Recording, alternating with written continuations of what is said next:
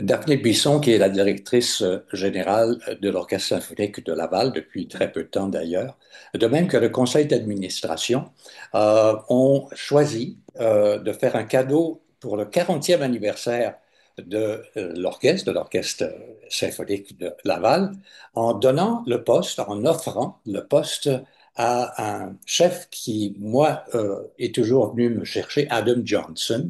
Alors, Adam est avec nous aujourd'hui. Adam, j'aimerais dans un premier temps avoir tes premiers commentaires suite à cette nomination qui est pour 5 ans, je crois. Oui, exact. Donc, bonjour, merci de m'accueillir ici. Et ma réaction, ben, je pourrais pas être plus content.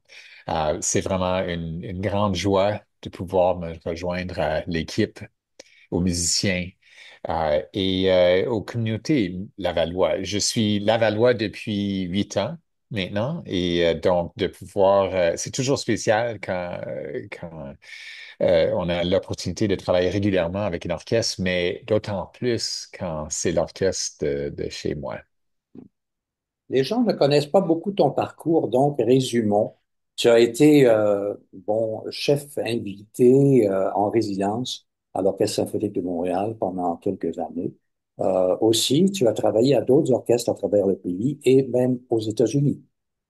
Oui, exact. Donc, j'ai commencé ma carrière il y a 12 ans avec l'Orchestre Philharmonique de Calgary. J'ai été là 3 ans comme chef en résidence. Ensuite, j'ai été le chef assistant à l'OSM de 2016 à 2019, donc l'assistant de Kent Nagano.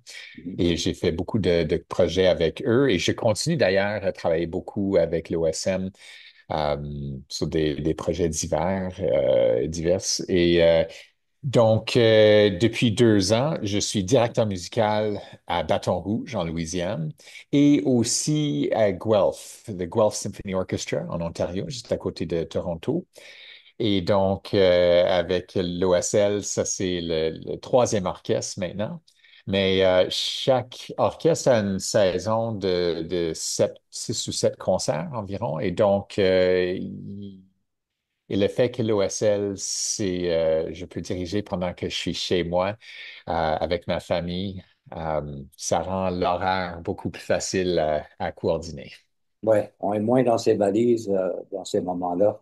Mais en même temps, je trouve ça formidable parce que, bon, cette entente de 5 ans te permet d'avoir une vision à long terme d'où tu aimerais amener, avec ta propre signature, les différentes programmations des années à venir. Oui, oui, exact. Donc, puisque je viens tout juste d'arriver à l'orchestre, pour la saison prochaine, il y avait certaines décisions qui devaient être déjà prises en tant que des solistes pour les concerts.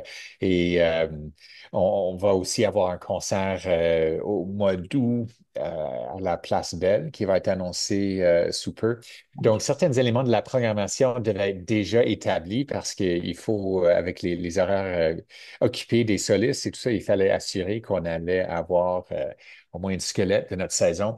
Mais quand même, je travaille présentement à programmer et oui, pour les années 2 à 5, ben, je vais être entièrement impliqué dans la programmation. Et donc, ça va être aussi une- un processus de voir, on va s'ajuster en cours de route aussi, mais le plan, c'est vraiment, on veut aller chercher évidemment le plus de monde possible, les démographies, mais les cultures aussi, puis on veut vraiment servir le plus grand nombre de personnes qu'on peut ici à Laval et dans la région du Nord.